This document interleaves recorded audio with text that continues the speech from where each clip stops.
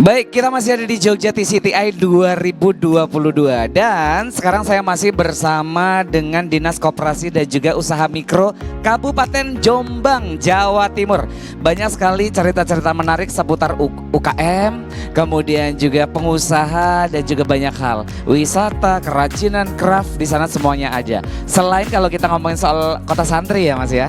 Oke, dan hari ini saya kedatangan tamu adalah ini dia pencetus dari kaligrafi bambu runcing. Betul, Emang bener ya bambunya runcing ya Mas ya? Ya karena cara teknis pembuatannya itu memang meruncing. Meruncing. Jadi salah satunya ini ya. Jadi kan dipotong meruncing. Benar. Oh, meruncing ke atas. Ya, dan seperti ini. Ini kan runcing ya. Apalagi ini kan bisa dikatakan hot. Hot, oke, dalam dunia kaligrafi ya. Hot. Hot itu mempunyai identik keruncingan seperti pena. Jadi saat dengan nulis itu harus lepas. Iya, Nah, betul. Ini salah satunya otomatis meruncing karena motongnya meruncing seperti.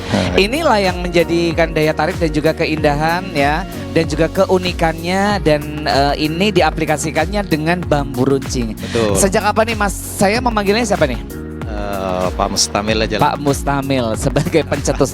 Sejak kapan nih mencetuskan ide seperti ini Mas Mustamil? Ini saya menemukan ide ini sejak 2007. 2007. Wah, sudah cukup Lumayan, lama ya. iya.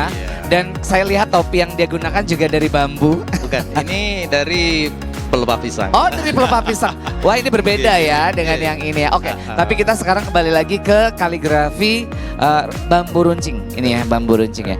Emang daerah sana banyak bahan bakunya atau gimana nih Mas? Ya, alhamdulillah yang namanya khususnya di Indonesia ya, itu kan banyak sekali bambu, bahkan berlimpah ya. Jadi banyak di kampung-kampung itu juga rata-rata ada, kalau orang Jawa itu mengatakan barongan ya. Barongan. Jadi bambu itu satu juga banyak dan murah. Oke, tersedia di mana-mana. Karena dia bisa tumbuh di mana-mana kalau di Indonesia ya. Betul. Oke, rumputnya susah untuk mati tuh. Betul. Baik. Terus. Iya, di mana-mana. Oh, ini dia ya. Yang akhirnya bisa dimanfaatkan menjadi nilainya lebih gitu ya. Iya, alhamdulillah. Ini satu karya ini bisa kita ambil hanya berapa ros? Hanya 2 ros. Artinya satu pohon itu insya Allah bisa jadi 3 sampai 4 karya. Nah, ini dia. Padahal satu ros kan nggak ada 1 meter ya Mas ya? Nggak ada 1 meter. Nggak ada 1 meter. Satu garis itu ya kalau bambu ya maksudnya ya. Betul. Oke. Karya seperti ini yang saya maksud ya. Mas, ini bambunya harus dengan spesifikasi yang seperti apa sih? Kebetulan ini yang saya keluarkan ini kan yang pertama desain ini. Ini alhamdulillah ini bambu kuning. Bambunya dengan yang bambu spesifik kuning ya? Bambu kuning itu banyak orang mengatakan ya, mungkin orang-orang tua juga bahkan sekarang itu banyak mengatakan bambu ini kalau ditanam di depan rumah ya. Di depan rumah. Konon katanya. Ini bisa untuk jadi tolak balak. Oke, saya pernah dengar itu ya. Betul ya kan? Yes. Itu yang menjadi alasan mungkin dikolaborasikan ya. Betul. Ya, diambil segi positifnya juga ya tentang cerita sejarah itu ya. Betul. Oke. Kemudian dan ini memang ciri khasnya atau dengan kualitas yang tidak, kalau misalnya dengan bambu yang lain gimana? Apakah memang kualitasnya lebih bagus bambu kuning? Kalau kualitas itu tergantung bambunya. Yang jelas bambu itu harus tua. Harus tua. Tidak hanya bambu, pohon-pohonan, yang kayu, lainnya. apapun itu kalau tua kualitasnya bagus. Cuman ini bambu kuning ini karena banyak yang meyakini, mengakui bahwa ini bisa kalau ditanam jadi tolak bala. Akhirnya mungkin sebagian orang menilai ini mitos. Oke lah, saya terima. Nah, dan ada juga yang mengatakan bisa untuk itu. Akhirnya saya ambil jalan tengah. Di jalan tengah seperti apa? Saya membuat kalimat-kalimat yang bernuansa religi. Memunculkan kalimat-kalimat ini yang salah satu ya. Jadi betul. ini kan istilahnya Bismillah tawakkaltu ala Allah. Jadi doa, kita berserah diri pada Allah. Ya, alhamdulillah ini Allahnya pas di atas. Di atas. Filosofi kan. Oke, banyak filosofi dan Oke, itu dia. Ya. Kalau Mas ini biasanya untuk bisa bikin seperti ini butuh waktu berapa lama nih? Kalau fokus ya, mungkin kalau seni itu mut-mutan. Oh iya, benar. Seperti itu ya. Seni itu nggak bisa dibatasi. Satu hari bisa sampai insya Allah jadi ini kan untuk satu hari bisa satu karya insya Allah. Oke. Dan dari tahun 2007 ini sudah kemana aja nih Mas?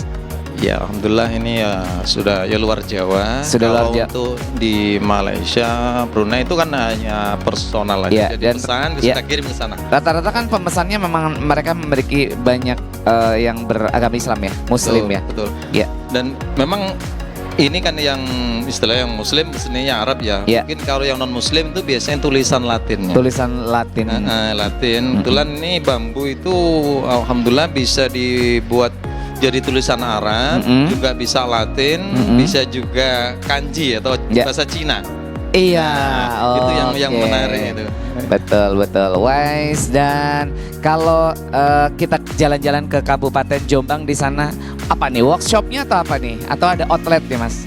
Ada ya? di Jombang, mungkin pemirsa atau saudara kita khususnya Muslim kalau pas ke makam Gus Dur berziarah, wisata religi. Wisata religi itu kami di sana buka sanggar. Lah kebetulan sanggar itu posisinya di dalam, artinya dekat dengan makam Gus Dur dan makam Bagi Haji Hasyim Asy'ari. Nah, itu jarak sekitar 5 meter. Tidak jauh. Tidak jauh. Jadi dari segala lini peziarah itu, insya Allah mengerucutnya di situ. Oke. Secara kalau di Jombang itu kan termasuk bisa dibilang kota santri, kota Muslim begitu ya. Betul. Dan mungkin pemasarannya di sana juga cukup kencang tentunya ya. Karena orang juga banyak berwisata ke sana adalah wisata religi ya. Ini bisa menjadi oleh-oleh gitu. Yes. Cindera mata. Iya, cindera mata. Baik, ini menarik sekali. Apalagi yang ingin diceritakan di balik indahnya kaligrafi bambu runcing ini, Mas? Mana ya? Ini yang pertama, ini ingin melestarikan termasuk tumbuhan yang dari bambu ya.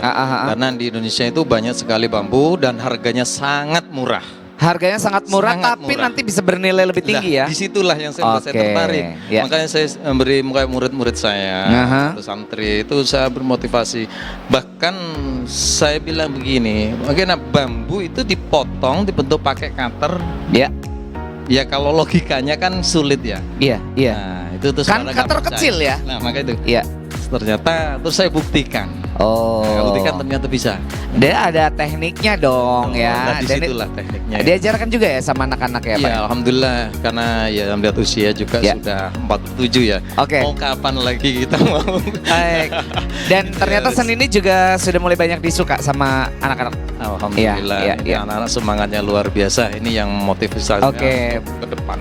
Kita bicara mengenai market, gimana nih yang kayak gini nih ke depannya nih? Pandemi kemarin gimana Mas? Alhamdulillah juga nggak terlalu berpengaruh ya, karena karya itu beda dengan produksi massal ya. Jadi itu dia. Kadang-kadang orang itu ya mungkin menengah ke atas ya. Ya semua itu pasti ada dampak ya. Ada naik turunnya pasti ada ya.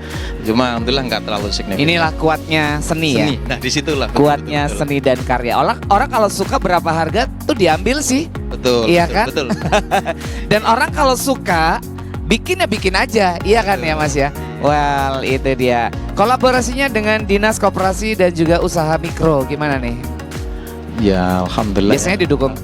Ya ini kan apa ya, satu saya warga Jombang, jadi sebagai pemerintah Jombang ada kepedulian ya terhadap UMKM, jadi ya saya tetap membantu yang lain juga, artinya mensupport, karena kalau produk misalnya ya itu kurang menarik, itu pengunjung juga kurang tertarik. Jadi salah satunya kita cari produk yang langka, yang sekiranya yang masih belum unik, menarik perhatian, unik. Betul. Nah, karena pengalaman saya ketika saya pameran itu bahkan banyak yang tertarik, bahkan dia ingin belajar. Apalagi kan saya kan kalau pameran itu kan bawa produk, bawa bahan mentah, artinya buat di tempat. Satu bukan takut disaingi juga enggak, artinya kan ya mungkin memberi yang lain seandainya kita belajar atau ini juga ilmu juga kan ya. Iya betul. Oke, baik. Hanya di tahun sekolahan aja. Gitu. Menarik sekali. Jadi kalau misalnya kita jalan-jalan ke Kabupaten Jombang, jangan lupa mampir daerahnya apa namanya?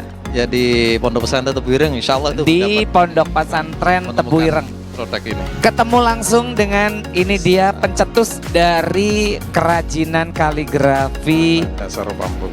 Berbahan bambu ya. Betul. Ya, atau bambu runcing tadi ya. Iya. Karena emang runcing-runcing. Ini bambu runcing ini kan saya ambil dari tombak ya. Iya. Jadi niat saya dulu itu apa ya, ini jadi cerita sedikit ini. Boleh. Sejarah awal mulanya ditemukan kaligrafi. Inspirasinya pertama kali adalah ini ya, dulu saya 2007 ini kan di Jogja. Oh, di sempat di Jogja. Ya. Jadi saya menemukan ide ini. Justru di sini. Posisi saya itu di Jogja. Oke. Karena istri saya orang Jogja, ya, di Jalan Kaurang KM6 situ. Ya. Terus saya menjadi warga Jogja kurang lebih sekitar hampir 10 tahun lebih lah. 10 tahun. Itu terus alhamdulillah kok ya dapat jodoh orang Jogja. Nah, setelah itu saya pas kalau bahasa Jawa itu ngaos ya, pas ngaji di Magelang. Iya. Di Magelang itu pas di Bagunungan saya terlihat ada bambu banyak sekali bertumpuk, rimbun ya. Betul. Ini untuk apa ya? Cuma belum ada, belum terbesit. Belum kepikiran. Belum. Nah, mulai awal mula itu saya ngajak putri saya yang pertama itu jalan-jalan ke kebun. Ya, ke kebun itu yang namanya anak kecil, saya bawa cutter ya, kadang-kadang buat itu. Dia minta dipetikan sebuah batang pepaya. Nek bahasa Jawanya itu pelumbung ya Mas. Iya. Itu bentuknya kan kayak bambuan. Kayak bambu. Tapi waktu itu saya belum terbesit juga. Nah, itu saya iseng-iseng saya potong kok menjadi kalimat tauhid la ilaha illallah. Ya, muncullah ide langsung di situ ya. Kepikiran saya. Ini kan kalau batang paya kan pasti ini rusak langsung. Iya. Nah, kalau bambu kan mungkin lebih tahan lama. Lah, disitulah saya. Cuma memang lebih keras kan, tapi ternyata bisa juga. Lah, ini terbukti ya. Iya. Nah, dari situlah saya tertariknya. Akhirnya saya coba. Sedikit demi sedikit kok ada rasa suka, kok ingin membuat lagi. Bahkan pertama sempat dihargai orang 300.000. Jadi satu karya ya? Ya satu karya, tapi ya masih seperti itulah yang namanya awal ya. Berarti saya utak-atik istilahnya, ini tuh ada nilai. Ada nilainya, ekonominya juga. Nah, setelah itu kami coba terus, makin harus ada inovasi lebih bagus ya. Alhamdulillah. Terus jadi banyak. Dan jadi jodohnya sekarang ya. Alhamdulillah. Jodohnya untuk bisnis, jodohnya untuk syiar juga tentunya. Betul. Ya. Baiklah. Dan Mas, kapan-kapan saya mungkin pengen lihat lebih jauh lagi tentang bagaimana prosesnya nanti di workshop atau mungkin di momen-momen pameran pun bisa dikerjakan ya ternyata ya. Di sini ada bahan-bahan seperti ini, bisa nanti diambil gambar untuk dijadikan momen apa event di sini atau gimana. Itu insya Allah kami siap untuk membantu. Bisa live nih demi untuk teman-teman UKM semua. Siapa tuh ini bisa jadi inspirasi kan ya. Baiklah. Niat kita kan seperti itu. Baik, Mas, terima kasih waktunya dan itu tadi obrolan kita dengan salah satu pencetus karya yang unik dan juga inovatif ya. Ada kerajinan kaligrafi bambu runcing dari Kabupaten Jombang yang hadir kali ini bersama dengan Dinas Koperasi dan juga Usaha Mikro. Yes, dan kita masih di Jogja TCTI 2022.